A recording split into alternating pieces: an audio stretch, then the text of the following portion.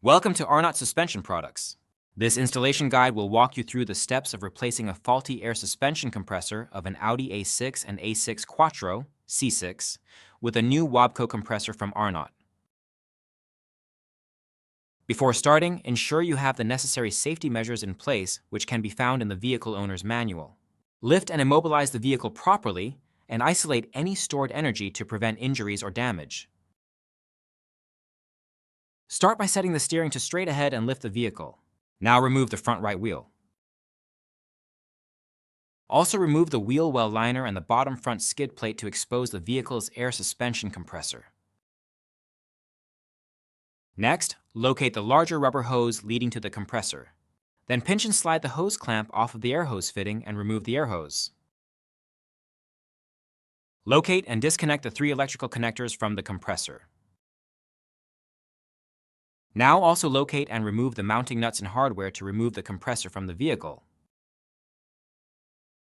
Install the 3 washers onto the compressor. Then you're able to install the compressor into the vehicle. Now install the spring washers onto the compressor mounting studs. Also install the nuts onto the spring washers. Next, connect the air hose and reinstall the air hose clamp.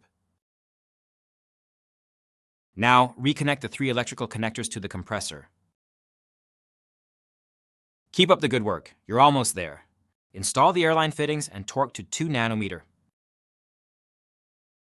Now install the airline between the compressor and valve block by first removing the plastic pin and insert the airline into the Voss fitting.